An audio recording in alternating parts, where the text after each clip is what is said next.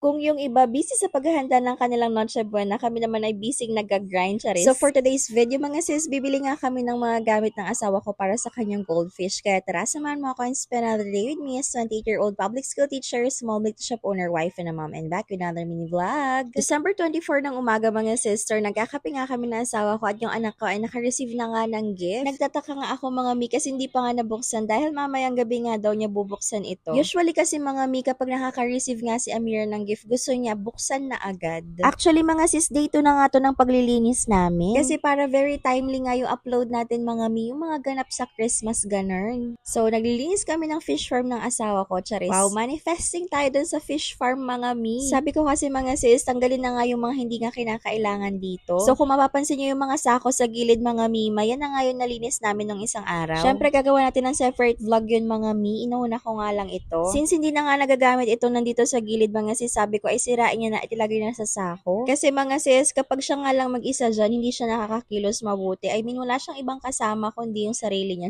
So sa pagpapakain pa lang ng isda mga sister at pag-water change, kinakain na talaga yung oras niya. So aside dun sa mga fish nandito sa ibaba mga sister, meron pa nga siyang mga fish sa itaas. Dahil medyo namamatay na nga itong alugbati dito mga mima, sabi ko ay alisin ko na yan lahat. At ipinapatanggal ko na nga itong bakal sa asawa ko mga mi. Kaso sa ibang araw na nga lang namin yan gagawin mga sister kasi wala na talagang oras. Ipinangharang kasi namin yan dun sa ibon mga mima nung nagbabasketball pa nga yung kapatid ko. Since sa ibenta na nga yung mga ibon mga mi, wala nang laman yan. And ayun, nagtatanim nga yung asawa ko ng mga water plants mga sis na kinakailangan nga rin ng isda. After lunch nga mga sis, around 1 PM ay pumunta nga kami ng San Carlos kasi may kinakailangan niyang bilhin tong asawa ko. Akala ko nga gift para sa akin, yun pala para sa mga isda, charis. Kung mapapansin niyo nga mga sister, puro ref tubs nga yung pinaglalagyan niya ng mga isda na pinagbibreedan niya. Actually mga sis, medyo pricey nga kasi talaga mag-setup ng mga isda. So ayan, bibili na lang kami ng storage box mga sis, compare nga sa aquarium ay mas mura. So sa part na yan mga sister, nahihirapan nga mamili yung asawa ko. Sabi ko nga mga mi, bumili nga lang kami ng 6 at baka hindi na nga magkasya sa sasakyan. And ayun mga sis, hindi na rin namin sinama si Amira dyan mga mi kasi akala nga namin ay maraming ang tao dito. Pero ayun, sakto nga lang ang tao dito mga sister, mas marami nga sa grocery. So finally, after nga makapag-decide ng asawa ko ay magbabayad na nga kami. So ayan, napabili nga lang din ako ng ibang gamit sa bahay mga mi. Dahil medyo magbigat nga ito mga sister, nagpasama na nga yung asawa ko kasi hindi niya kayang buhatin yan. And ayun, nung kumasya nga yung 6 mga sister at pwede pa nga sa may likod, bumalik nga kami para bumili pa ng 2. Since 8 pieces nga ang kailangan niya mga sister para hindi na kami bumalik at sayang sa gas, charis. So sa Lamart pala namin yan binili mga mima, mas mura nga doon. And ayun mga sister, sabi ko may panaderia de Antonio nga dito, bumili nga kami ng cake. Para nga kasi ako nagki-crave sa caramel cake mga mima, charis. Pinauna ko na nga yung asawa ko mga sis para nga makabili na siya ng 2 pang storage box. And ayan, namuntik na nga hindi magkasya, charis. Mga mi, posted na nga sa wall ko kung paano nga kayo makasama sa raffle giveaway namin. So ayun lang muna for today's video. Thank you for watching. Bye!